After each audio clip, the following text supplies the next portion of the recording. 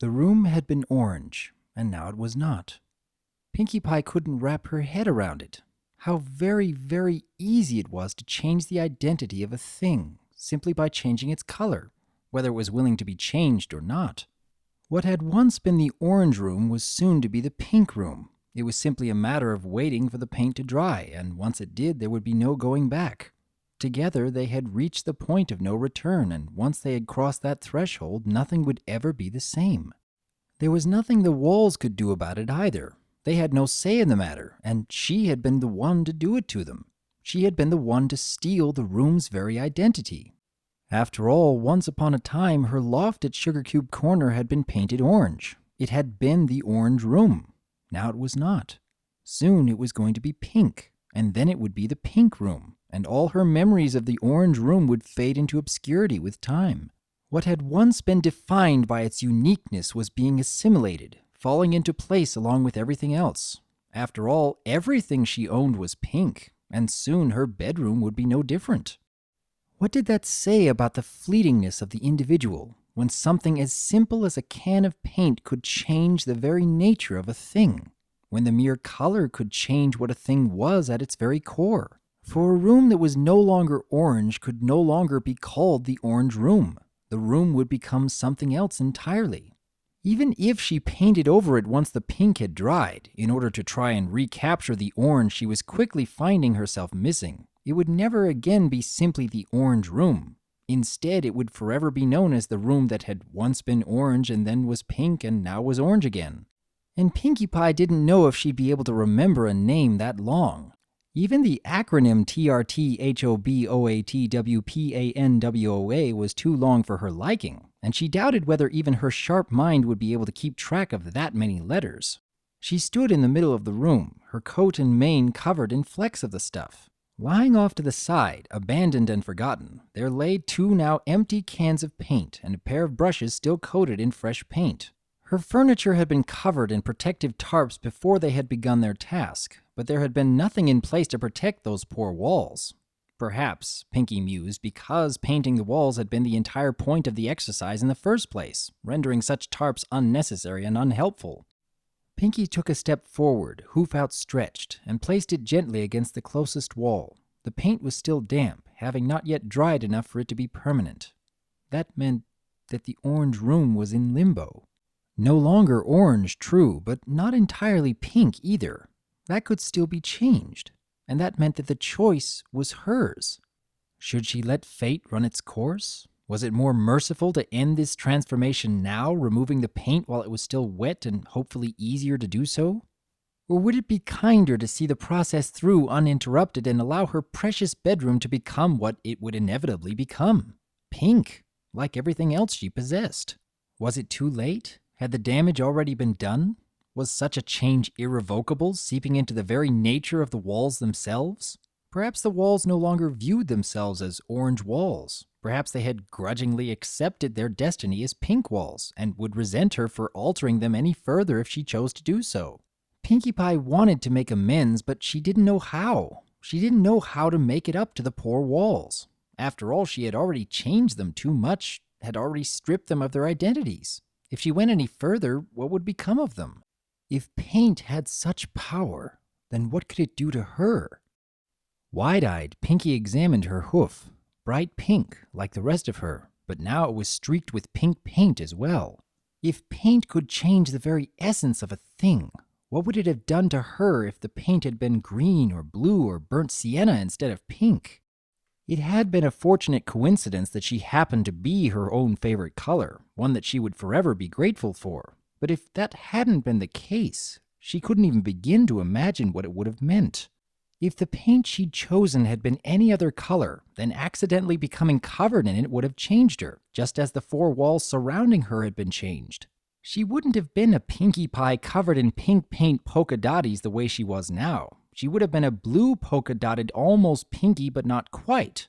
She wouldn't have been a proper Pinkie at all if she had been stained blue. And if she wasn't necessarily a Pinkie, if that wasn't a static thing, and if it was so easy to change or disguise, then who was she? If she wasn't a full-blooded Pinkie Pie, then she didn't know who she was at all. She certainly couldn't be a bluey or a greeny or a burnt sienna-y. She had been a Pinkie all her life after all, and she was exceptionally good at it. Being a Pinkie Pie was all she'd ever known, all she could trust herself with, all she wanted. She couldn't bear the thought of some kind of forced change claiming her identity. But wasn't that what she herself had done to the Orange Room? She had taken it upon herself to change it, potentially against its will, for the better she had believed at the time. She was now quickly coming to regret it. But perhaps all she'd done was steal its identity and force a new one upon it, one that it had no option about. The Orange Room was no longer the Orange Room. Pinkie Pie might no longer be Pinkie. All it took to change a thing in such a way was a simple can of paint. Almost hesitantly, Pinkie Pie once again touched the drying pink paint, only to find that it was no longer wet to the touch. It was too late then. The deed had been done, and the Orange Room was gone forever. In its place, there was nothing but pink. "See? I told you she was being weird." How long has she been standing there? Rainbow Dash and Twilight Sparkle stood in the entrance of Pinkie Pie's bedroom, watching her in wide-eyed fascination. Well, Twilight was at least. Rainbow was scowling. "I don't know, almost an hour, I guess. She wanted to paint her room, so I said I'd help. And we started painting, and then suddenly she started just staring at the wall, looking scared and saying stuff like, 'What have I done? What have I done? I'm so sorry,' and acting all crazy, and then she started doing this." Are you sure she isn't just being Pinkie Pie?" Twilight ventured. From her perspective, all she could see was the pink pony standing perfectly still in the middle of the room, a glazed look in her eyes as though she were deeply lost in thought. That would have been alarming enough under ordinary circumstances, but with Pinkie it was especially so. Pinkie Pie wasn't exactly the kind of pony prone to bouts of deep philosophical thought, and the unicorn had to acknowledge that seeing her in the midst of such contemplation was a tad worrisome. "Pinkie Pie doesn't act crazy like this. Pinkie Pie acts crazy by jumping around and talking about random stuff. Since when does she get all moody?" There was a brief silence while the two of them watched their friend continue to stand perfectly still. She might not have even been breathing. They had no way to tell. There was nothing in her stance to give it away, and from their position, they couldn't see whether her chest was rising or falling or not. She was like a statue. "Just you wait. Her hair's gonna go flat and she'll start talking to rocks any second now," Rainbow Dash muttered rather darkly after a moment of this. Why was she apologizing? "I have no idea. When she started crying after eating a cupcake because she missed it. Maybe she feels bad about painting the walls?" "That's silly." "So what are we gonna do?" Dash asked, again peering through the doorway at the stoically tragic figure of the mournful Pinkie Pie, alone except for the alligator absently gumming on her tail with vacant eyes. The alligator, though normally borderline catatonic and gifted with dubious levels of sentience, was currently more active and lively than his normally energetic mistress. I'm not sure," Twilight confessed, scratching her head and frowning. She liked to believe that she was rather intelligent, but even she had to confess that Pinkie was an enigma. No pony ever knew why she did the things she did, let alone how to make her stop. If Pinkie Pie had decided to stop being a whirlwind of pure energy and instead fall into some strange state of melancholy, who was she to judge? "It looks like she's having some kind of overly introspective internal monologue, but I can't really tell." "What? What kind of egghead are you? Aren't you supposed to be good at fixing this kind of thing?" Twilight shrugged helplessly, and Rainbow Dash rolled her eyes before stomping away. She could have easily flown down the stairs, but she seemed determined to make as much noise as possible in order to emphasize just how fed up she was, and so stormed down the steps, shaking the entire house. For a minute or two, Twilight remained in the door, watching her friends somewhat curiously. She was yet to solve the puzzle of Pinkie's existence, and this was just another mystery regarding her strange friend. But like all intellectuals, she knew how to pick her battles. Pinkie Pie was a case she may never solve, and there would be no point in straining herself to try. So instead, she would observe and see what she could learn about Pinkie Pie's currently curious stage for future reference. She wasn't entirely clear on why Rainbow Dash had come to her for help, but the egghead comment made her suspect that the Pegasus had thought she'd know a spell to snap Pinkie out of this unprecedented lucidity or something. But the stupor the pink pony was in was almost hypnotic. Seeing the normally spastic baker so subdued for once had a strangely relaxing effect, and Twilight almost didn't want it to end, truth be told. It was peaceful. She was a murderer. At least if Orange Room had been an actual pony instead of a studio apartment, his blood would have been on her hooves as a result of what she'd done to him. Only in this case, it wasn't blood. It was paint.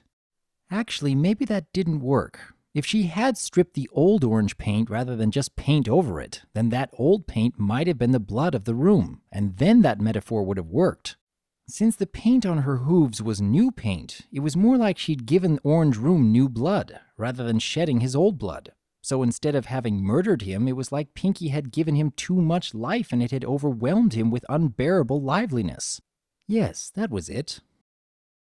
Rainbow Dash barreled past Twilight Sparkle and into the freshly painted room, knocking aside Gummy the alligator so that she could shove a cupcake into Pinkie's face. "Cupcake," she said fiercely. "Look at the cupcake. Eat the cupcake."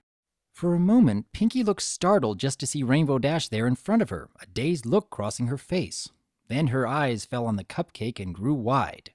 With a squeal of joy, she yanked it from the Pegasus and shoved it into her mouth, mmming in pleasure and licking her lips. "Wow, thanks, Dashy," she cried. "That was yummy. I haven't had a cupcake in, forever. I totally needed one." Rainbow Dash grinned, looking triumphant. "Mr. and Mrs. Cake said that you get like this sometimes when you don't have enough sugar, and then you start slowing down and watching grass grow and stuff, and all it takes to snap you out of it is a cupcake," she explained with satisfaction. "So you're good now? Back to normal?"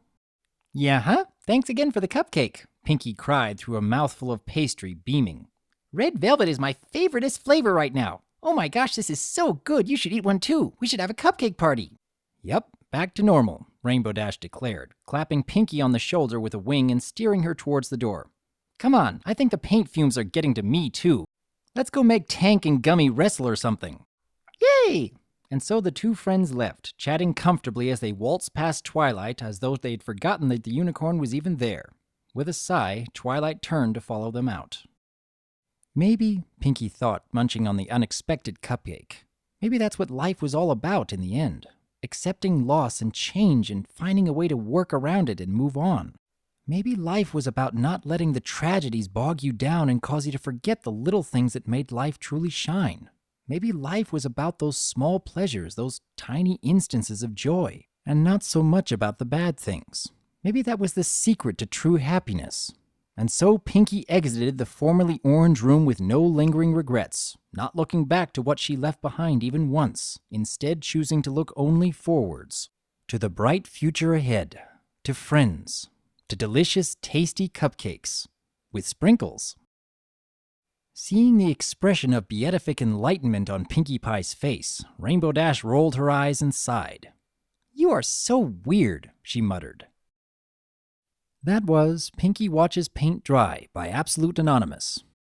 Although rather short, this story gives a very intriguing look into the mind of Pinkie Pie, showing that even something so simple as paint can cause a deeply philosophical moment. And in the end, the message of looking forward to the future instead of dwelling on the tragedies of the past is a very good life lesson, and is something that I hope all of us will take a moment and ponder about today. Until next time, I am Dr. Wolf, and I look forward to hearing from you.